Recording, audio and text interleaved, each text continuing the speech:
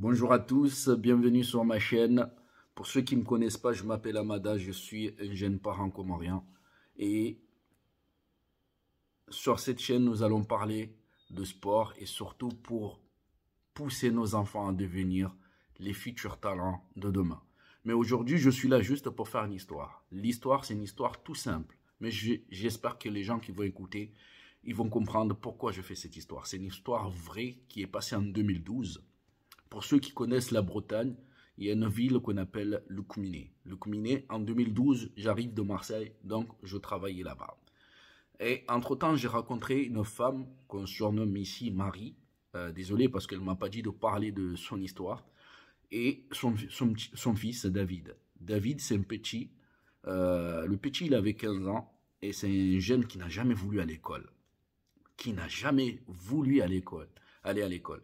Donc, tout simplement, la femme est célibataire, fatiguée, elle rentre tous les soirs, elle est débordée, elle voit son fils, elle dit, s'il te plaît David, ne sois pas comme moi, va à l'école, regarde, j'ai jamais voulu aller à l'école et tu vois où je suis maintenant et c'est compliqué.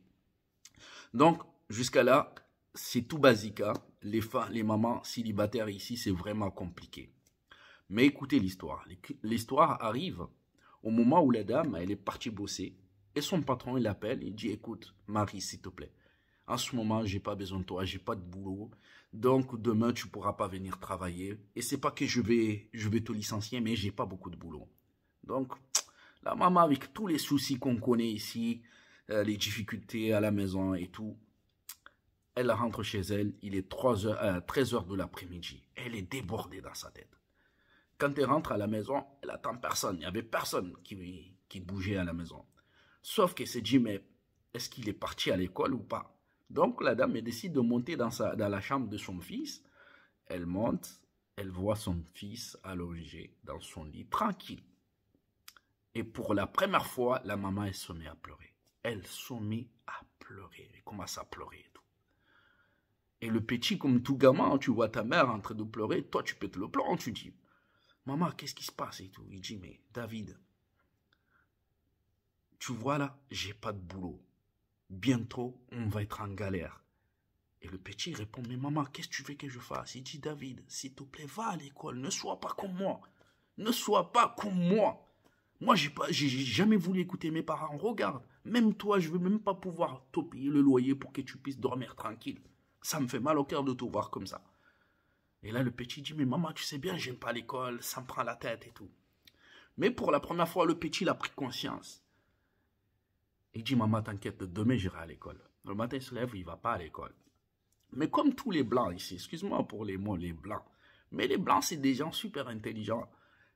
Ici, tout passe par la communication, la compréhension, la confiance. Donc, il dit, mais pourquoi? Il dit, maman, ça ne sert à rien que je pars à l'école. Je ne suis pas fait pour l'école. Donc, la maman, elle est dégoûtée, elle est là. Et le lendemain, le petit n'est pas parti à l'école. Une semaine après, la maman, elle s'écrit, elle est partie au chômage, elle va être au chômage, elle va toucher 900 euros. Donc, elle vient, elle dit à son fils, on est dans la merde. Bientôt, je vais pas pouvoir te faire tous les cadeaux que je te donnais. On va toucher 900 euros, il faudra payer le loyer, il faudra ci, ça, ça. Et le petit, il a pris conscience, il est parti. Un soir, il rentre, il regarde sa mère et dit, maman, écoute, j'ai besoin de toi. Et pour la première fois, la maman, elle s'est dit, qu'est-ce qu'il a, celui-là? Il dit, j'ai besoin de toi. J'ai besoin que tu me passes 300 euros. Et comme par hasard, le mot 300 euros, la mère s'est mise à rigoler. Mais t'es malade et je t'ai dit que je vais toucher 900 euros. Et toi, tu me parles de 300 euros. J'ai pas. Il est le 17 du mois. Et le petit, il, il voit vraiment que sa mère n'a plus rien. Sa mère n'a plus rien. Donc, mais il insiste. Il dit, maman, écoute, passe-moi 300 euros. S'il te plaît, fais-moi confiance. La maman répète et dit, David, qu'est-ce que tu veux faire avec 300 euros? Il dit, maman, je vais ouvrir une boutique en ligne. Et t'inquiète pas, fais-moi confiance. Et la maman dit, qu'est-ce que tu racontes, David? Qu'est-ce que tu racontes? Il dit, oui, fais-moi confiance. Qu'est-ce qu'il y a? Fais-moi confiance.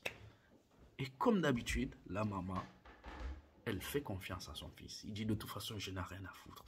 Tiens, vas-y, j'ai 400 euros, prends 300 euros et fais ce que tu as à faire. Le petit, il a les couilles de dire, écoute, maman, c'est pas fini. C'est pas fini, j'ai besoin de toi. Moi, je suis mineur. Mais le site, je peux pas l'ouvrir comme ça. Donc, ça va être à toi. Après, moi, je m'occupe de tout. La maman fatiguée dit, c'est bon, fais tout et c'est bon. Arrête. Pour l'amour du ciel. T'as vu l'amour qu'il a pour son fils?